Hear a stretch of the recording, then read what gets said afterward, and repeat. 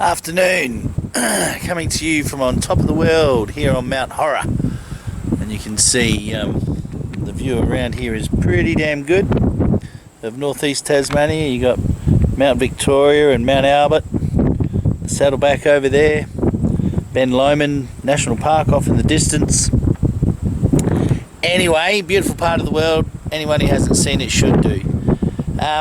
This video is an interview that I did just the other day. I had to duck up to Queensland for personal reasons, and while I was there I made good use of my time and caught up with a guy I know up there called Glen and his Mrs. Carol, and we went for a walk. Glen does a lot of research with Yowies, and he's got some really interesting footprints and evidence of Yowie activity in Queensland. I try not to go down the Yowie rabbit hole because it's just another rabbit hole that I haven't got time for. But anyway, I'm not against anyone who does that sort of thing, and I'm certainly not a disbeliever in that phenomenon, because there is, like Thylacines and other things, there's just too many witnesses for it all to be bullshit.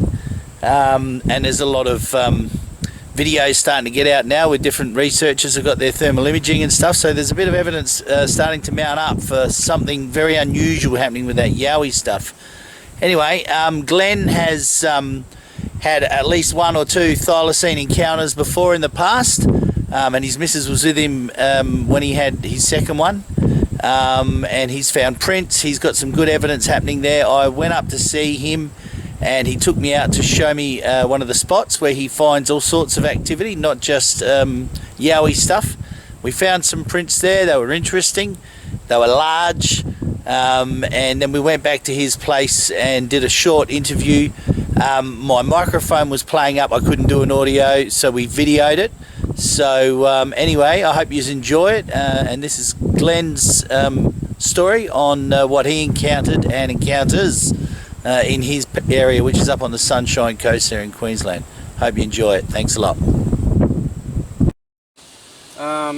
Yeah. So I'm here with Glen in Queensland and his wife Caroline, and we've just found these prints here in this bit of a trackway. They're bloody big and they don't look like dog, but we can't find the fifth digit. But there's no fifth digit. So there's the rear, there's the front.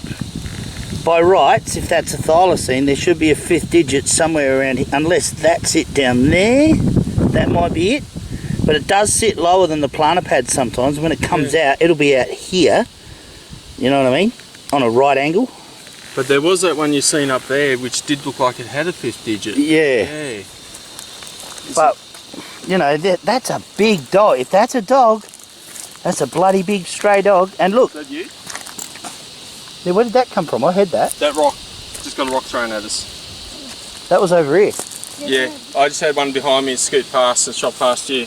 This is interesting because look, there's a smaller critter running alongside it. Look how round the toes are compared to this fella here. Yeah, but if it's a juvenile. Yeah. And you can see it's running alongside it there. They're not fox prints, by the way. Okay. So I reckon it's two. It's probably a mum and a baby running together. They're brilliant prints though, look how deep they are. Yeah. And that was 51 inches for 4 prints. Yep. So it's only walking, it's not going fast. But this must have been pretty wet when it came through, because it's made a pretty deep impression, and you know, I'm not really making that much of an impression. Then we've got signs of like so it's come straight up this track.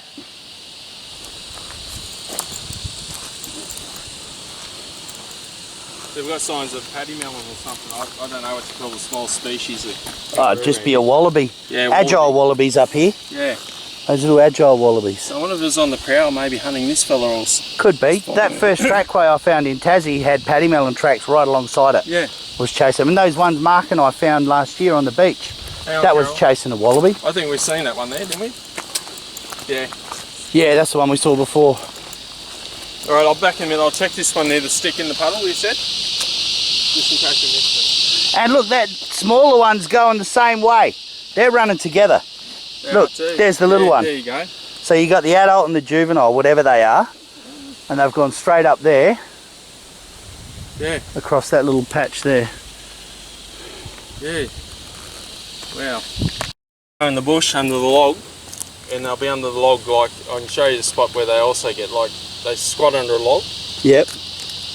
Could be human, I don't know, could be Yowie, it's hard to tell. Yeah. But it's here, and it had no shoes on. Yeah.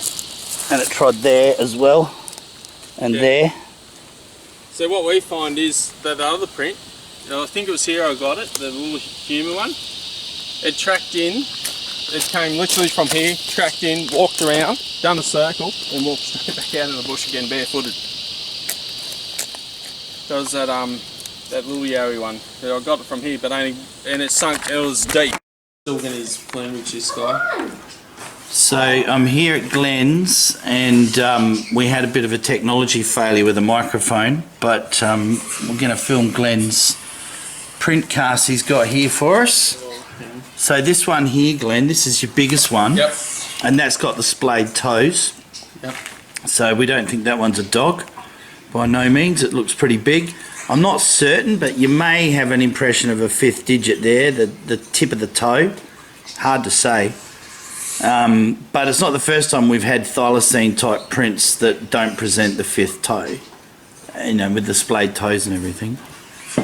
And this one here, tell us about this one. Where you got it and what happened. Oh, okay. Because that one has got the 5th toe. Yeah, that one's from Roxburgh, which is about probably, I don't know, 5k from here. Not far. Yeah, near the tip. Back in 2019, we were driving along, just going past the tip, when the young thylacine, what looked like thylacine, shot out in front of us, across the road.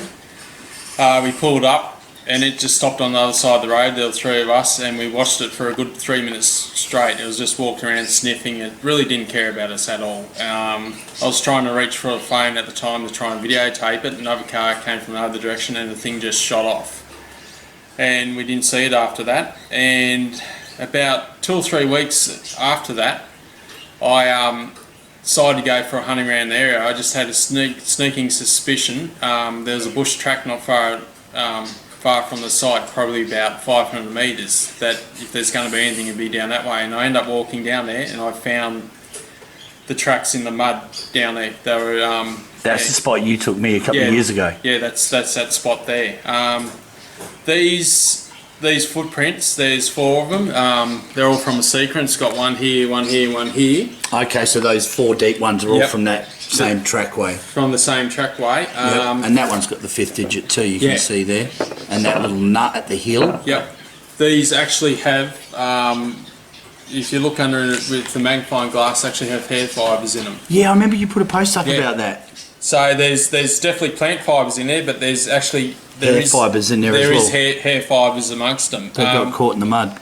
The really strange thing about these tracks were they stretched for, I think, 1.4 metres apart from front to back. Yep. The whole area was covered in mud. And the strangest thing was there were 4 prints in the mud, but there was no entry point and no exit point. It's like it's just like it was stamped down. Yeah, and it's just somehow flown off. Gone, yeah. It's the strangest thing. And set up a trail cam there. Didn't get no predators whatsoever. The only thing I kept getting was some sort of hawk or eagle knocking off my bait. That was about it. Yeah, so he had a good feed, and yeah, I never ever got anything from out of that with the trail cam, but it wasn't from lack of trying. Yeah. How long did you have the camera out there for? Oh, for weeks. It was out there for a few weeks, and I had it. It had a SIM card in there too, so I'd notify my phone every time. Okay, yep. Yeah. So it was one of those. Yeah. Excellent cameras. Yeah, and I never got one predator. Didn't even. I think I did get a very young fox. That was about it, and maybe a bush rat. But other than that, there was nothing there. Predator-wise, who made those tracks. So these are my 5-toed ones from South Australia. Yeah. And if you put that next to that and you look at the placement of that 5th digit below the plantar pad where it is, yep. And then you've got that nut there again. Yeah. Very, very similar. Like I showed, you know, the original of this to Nick Mooney, and I showed him one from Tassie, which is basically identical, and he said, oh yes, I could agree that, you know, they're sort of similar, but I said to him, well, that one's from the mainland and that one's from Tassie. Yeah. What do you got to say about that? He said, oh, it's just a large dog. It's too big to be a Thylacine, you know. Yeah. The old 5th digit. Now, you also, from when I first met you online, you told me a story which I forgot about, and you reminded me about last time I asked you about it. Yeah. No, it's been a few years. Yeah. But that's the one when you were in a truck and you saw a dead animal on the side of the road. Oh yeah, 2000 would have been about 2002. We're going to Mount Tambourine swap meet or Gaddon, somewhere out that way. I can't remember the Down the Gold Coast hinterland. Yeah, on the Gold Coast hinterland. We're travelling up. It was just daylight, 4 in the morning. It was very early in the morning. We're travelling up a mountain, and there was a deep embankment on the side. So you had the edge of the road, and probably maybe 1 or 2 metres to a big drop off. Nowhere to pull up. Couldn't barely ride. You know, there wasn't even a bike lane to ride up. There's one way up, one way down, and that's pretty it. much that was it. I think the road was even divided, like had a barrier on each side. Yep. And I'm driving along with a mate. We're in our old HT Holden, you know, dragging the trailer up, and we're going pretty slow. Were you driving or passenger? A passenger. And I was looking out the window, and when I seen a dead dog on the side of the road, and what caught my attention was not only was it the brindle colour, it had stripes. And I was looking at it going, that's a fucking weird looking dog. Sorry about the French. And I was going to nudge my mate and say, hey, pull over, I want to have a look at that dog, but we just didn't have anywhere to pull over. And then it sat in the back of my mind for years, always thinking about the dog with the stripes I seen, because it was the strangest thing I ever seen. And it wasn't 2 years later that it finally clicked in that I'd possibly seen a dead thylacine on the side of the road. It was like, when I finally seen it, because this was pre-internet days, not many people had internet days, and when I finally seen the photo of it, I'm going, put two and two together. Yeah, side of the road. And I remember you saying to me that someone also reported from the same time, same area as a dead thylacine on the same road, and that's when it sort of all clicked in. Yep. Yeah, from 2002, yeah. Actually, no, I think it was a dead Thylacine. Yeah, it might have been. But yeah, it had the classic stripes, the tan and all the rest, and you know, I was only in my sort of mid-20s, and it was pre-internet days, and you just don't think about stuff like that. You just, you know, it just didn't click in what it was back in those days. It wasn't something you were interested in at the time. No, and you weren't even aware, you know, back in those days that these things were still around. Especially on the mainland. Yeah, on the mainland, yeah. That was back in 2002, roughly about then, yeah. Cool. And I know people that live at the base of Mount Tambourine, and they've had headless wallabies on their road a few times, actually. Yeah. So that would sort of tie in with that. And I spoke to a fella last year about his Thylacine sighting in Victoria, and he knew a muso. I can't remember. It was a guy from Chain, I think. Might have been Matt Taylor from Chain. Lives up on Mount Tambourine, or did in the 90s. Yep. And he had Thylacineos venturing into his garden on a regular basis, trying to steal his chickens, I think. Yeah. Can't remember what it was. So, yeah, never say never. Even around here, you go on the community pages, if you can get on there, because the communities around here are very closed. Yeah, you very know what I mean? clicky. Yeah, they're really weird. But you type in animal attacks, you will find stories of headless chickens, headless roos. They're constant. They're still current. Stock being disemboweled and stuff. Yep. And whatever made these tracks here we were just talking about, Yep. I recently got a report a few months ago of these tracks still being seen in the area, and it links to a corridor exactly where these found, and it's about 10 k's away from where I found these. But there's a corridor to that spot. Really all recent. the way through there. Yeah. And there was another recent report, and I blame the fox for it, killing cats, killing chickens, killing goats, and they're saying, oh, it's a fox, because people around here wouldn't know. A fox from a penguin. Yeah, they got no friggin' idea. Yep. And they were saying there's a fox doing this, a fox doing that, and you know, they'd even see a fox and they'd go, oh look, it's a fox, you know, just like you see a cat walking down the road. Seeing a fox around here is not uncommon. But what they were blaming this fox for like I used to hunt foxes and stuff on the farm. They're just not capable of Not that sort of capable attack. taking a large bloody feral cat. Why would they when they've got garbage bins and they don't need to take... They don't take unnecessary risks. Yes, yeah, exactly. Yeah. And this thing was going around taking people's cats, taking their small dogs as well, was another thing. There was reports. This is only probably from where we sit, 5 k's from where we sit. Yep. Literally straight out from here. Yep. Where this was happening, and only about 2 months ago. Small dogs being taken and stuff like that. And they're trying to say it was a fox. Yeah, if you look at these prints, I highly doubt it's going to be a fox. Well, they're not fox prints, I can tell you unequivocally. Foxes do not leave foot impressions like that. Foxes do not take small dogs. Why would they? There's just no point to it. Big cats will take out any dogs in an area if they're barking a lot and left outside at night. That happens.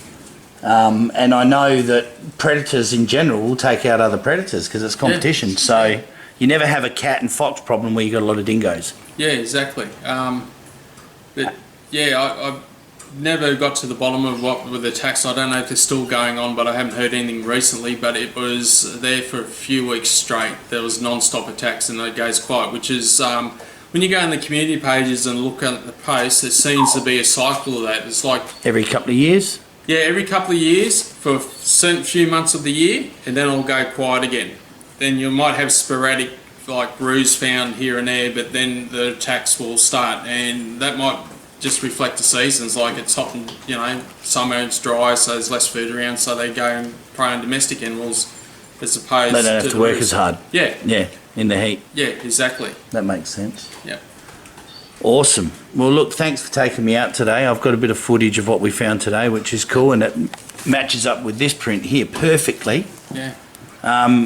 Again, look, it's not showing the 5th toe anywhere particularly obviously, but I'm not going to let that be the deciding factor that this is a dog print, because it just doesn't look like a dog print. The toes are too splayed out. Yeah. Got these big gaps between the digits. There's clearly no webbing there. And the 5th digit on these, when I found this way back then, I didn't even know the 5th digit was there until I pulled the plaster up. I had no idea it was even there. So, and it's well documented that it doesn't always make an impression too. That's, that 5th that's digit. like this print over here. Where is it? There's a trace of a 5th digit on one of these prints. Yeah, you can see it, that one there. Oh, might be this one. It's that one. They're obviously a pair. But when I casted those, I could not see a trace of them at all, and I didn't even pick up on that until someone else pointed it out to me. I think that was probably me. Yeah. When you put them up a few years back. I mean, these are on our website, these prints. I was really impressed when you got these. They did look a lot bigger online than what they do in reality, obviously, because when you compare that to that, that's clearly a juvenile and that's an adult, yeah? Yep. And that's as big as they get. I haven't found anything bigger than that anywhere. No, that one is truly impressive, that one. That's 4 inches by nearly 8 from the tip to the bottom of that heel. So what size animal would you say that'd be? Have to be 50 kilo. Yeah. It'd have to be 50 kilograms. So we're talking some Great Dane size or Rottweiler size? Yeah. Yeah. Bigger. Bigger again, yeah. So, yeah, I'm no expert. I've never claimed to be, but I know what I know. And I know that that's a bloody big print.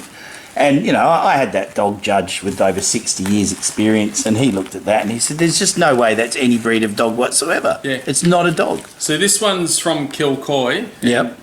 Where I get the Yowie prints from. I don't know if you want to show that big Yowie. Nah, we'll leave the Yowie stuff out for today. I'm more than happy to give your channel a plug, though, if you want. Put a link up for you. But this one's from Kilcoy, and when I put the trail cam out, the amount of predators were unbelievable. Packs of wild dogs, and they look like they're on steroids. They're very muscly and healthy. Yeah, you can just see the muscles rippling out of these guys. There were packs of them walking past, checking out the bait and all the rest. And out there, they've got the abattoir, and it runs along the area where I got these prints. So they've got a food source. I got dingoes out there. Yep. The dingoes are a bit skinnier, smaller looking. They still look healthy, except for an older one. He's definitely got some ages of greys on him. Yep. Foxes. Lots of foxes out there. Young foxes playing. They'd come and take the bait. The predators were unbelievable. Like we're talking canid type predators. Yep. But then the last time I put it out there, the weather changed a bit. So all the predators must have moved on. But I got deer.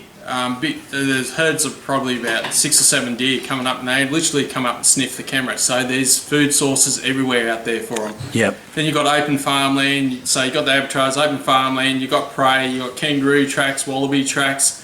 It is just a smorgasbord out there, and everything that's out there has to travel through this area, because if not, they're going to be out in the open. So these guys are just, they're waiting. Funneling straight through there. It's just like a major highway for these animals. A corridor from one lot of mountains to the other lot of mountains, and they're just going straight through this area. So if there's anything out there, hopefully if I get a trail cam out there again, when the weather's right, we might capture what made this print. That's what I'm hoping. It's a big print. Yeah. It's definitely up there. If you want, I can use a few bits of your trail cam footage through this and intersperse it as well. Yeah, I'll just download it, or you can email it, I'll whatever. just send it through. Whatever ones you want me to use. I've got heaps of it. Yeah, no worries, mate. Awesome. That's all good. You can use that. Do what you want with it. All right, cool. Yeah, well, thanks a heap for that. I really appreciate your time and showing me what you got here. Yeah, it's no worries. And I will gladly give you a set of these, because I think it would be good for you as a resource as well, essentially, just to compare with other stuff that you find, you know. Yeah. You're out there looking all the time, and you obviously got a couple of hot spots up there in the mountains where you're getting a lot of prints. So Yeah. But this area at Kilcoy is just going off. There are literally hundreds of prints. We're talking humanoid, we're talking deer, we're talking this sort of shit. They're just everywhere. Yep. And it's like when we first. Be a good place to camp. If you Maybe. I was thinking that myself, and I'm thinking between that Yowie footprint and this one, I'm like. You don't necessarily want to get in between them. Yeah. I don't know. So Yowies are supposed to fight Dogman, and Dogman hates Yowies. So how do Yowies go against fucking dogs? Buff dogs. They're supposed to hate them. I don't want to get in the middle of that. Yeah, but no, I was thinking that the other night, camping there, and I'm like, the dogs, they fucking look like they're on steroids, and I'm thinking, you want a big Bowie knife there, but or a spear, as long as they stay away. Yeah. They're a lot of fire, but they don't bug you any other time. They literally don't. But I'm just. It's absolutely amazing. I was just blown away by the wildlife. Like, I've put cameras out before and I get the wallabies and the possums, but what's going on out here is just... There's obviously a bit of an epicenter for them. It is just insane, the amount of traffic going through. So we can expect a few more videos and posts from you about what you're finding up there? Yeah, eventually. Because we're just going through this heat wave. I've pulled the cameras in. When it cools down a bit? When it cools, yeah. So going into late February, March, the action's going to, Yowie-wise, and this should really pick up. The cooler weather, and they should get really active. Next time I come up, I'll come and stay for a couple of days or whatever, and we'll spend a bit of time out in the field. That'd be good. Yeah, no, that'd be great. I enjoy that. Because there's other spots, but hiking in there, and I found the classic, bigger than this, the classic, these ones. Yep.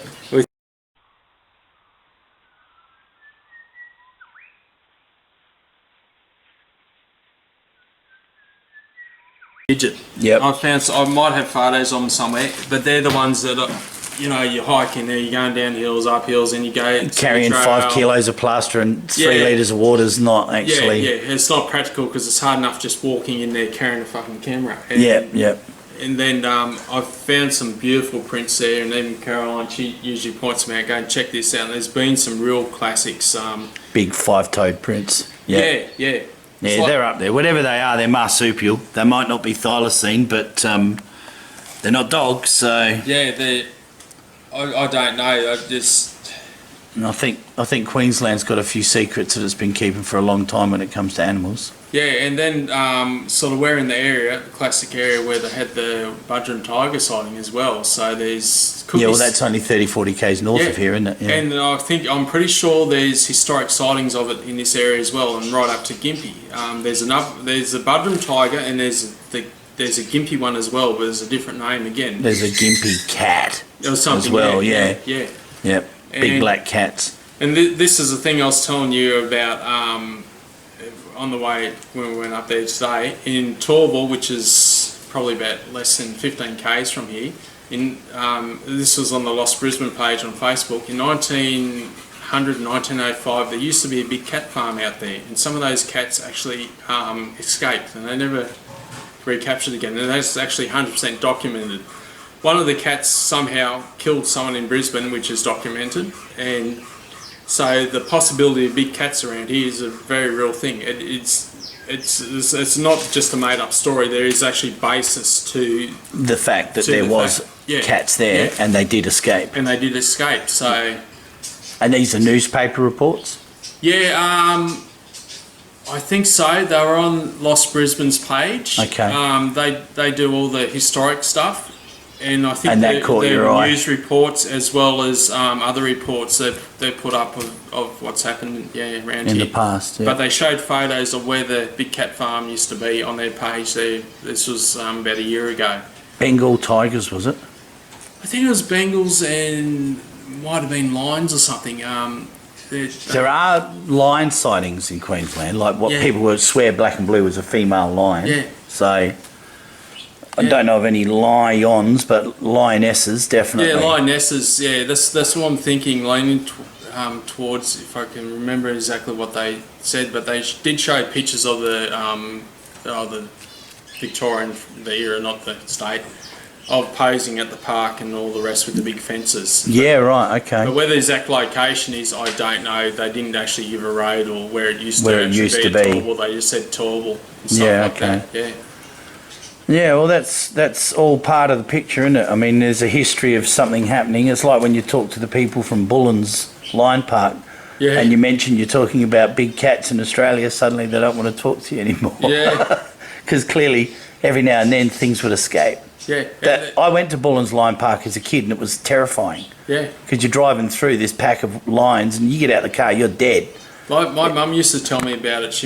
I think she went there and she said, you drive through the park and they jump on your car. You got to stay in your car. You don't get out of the car. And I used to hear stories about it from other people from the place, but I got told it was near Sydney, I think it was. There was several in Australia. I think there's about 5. There was one in WA, there was one in Victoria, there was one in South Australia, and the one in South Australia shut in 1981. Yeah. So the other thing is, during World War II, the stories of the Panthers and the mascots the Americans bringing over. Yeah, the cougars and stuff. See, I've seen pictures of wallabies in Egypt with Australian troops took their wallabies. So I don't think they took a Thylacine once too as a mascot.